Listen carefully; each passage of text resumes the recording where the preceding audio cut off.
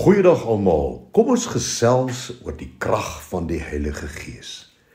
Die Heilige Gees weet wat God dink. Hy ken die wil van God, hy weet hoe God voel oor elkeen van ons en hy weet dat God begeer om gedurig saam met ons te wees. Daarom leer Jesus ons in Johannes 16 vers 13. Maar wanneer hy gekom het, die Gees van die waarheid, sal hy julle in die hele waarheid lei. Want hy sal nie uit homself spreek nie, maar alles wat hy hoor, sal hy spreek en die toekomstige dinge aan julle verkondig. Kan jy sien hoe belangrik dit in die hart van Jesus was, dat ons met die Gees van God gevul sal word? Die Heilige Gees salf ons met wysheid, hy salf ons met krag en hy salf ons met gawes. 1 Johannes 2 vers 20. En julle het die salwing van die Heilige Gees en weet alles. Handelinge 1 vers 8. Maar julle sal krag ontvang wanneer die Heilige Gees oor julle kom. En dan 1 Korintiërs 12 vanaf vers 7 tot 11. Aan elkeen word die openbaring van die Gees gegee met die oog op wat nuttig is.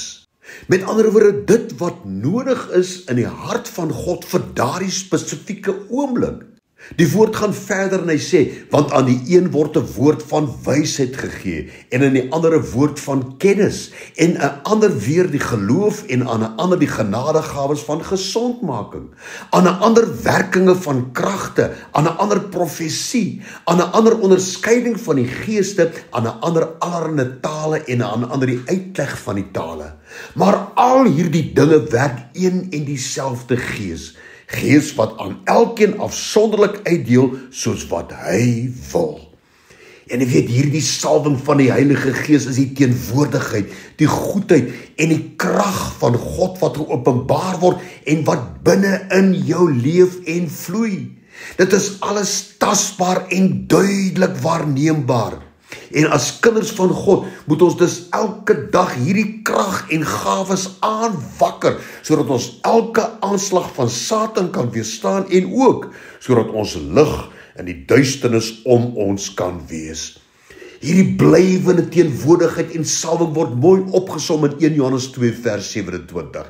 En die salwing wat julle van hom ontvang het, bly in julle. Jy weet, Jesus het nie een wonderwerk gedoen tot na sy doop met die Heilige Gees nie. Eers nadat die Heilige Gees oor hom gekom het, het hy begin preek, hy het die siekes begin gesond maak en die magtige werke van God het deur hom gewerk.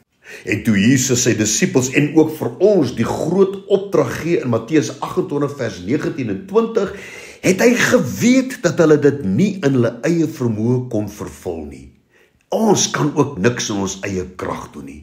Daarom het Jesus vir hulle gesê om in Jerusalem te wag totdat hulle die krag uit die hoogte ontvang het. Kan jy sien, ons nabyheid aan die Here, daai afwagting om met die Heilige Gees gesalf, gedoop te word, moet altyd daar wees.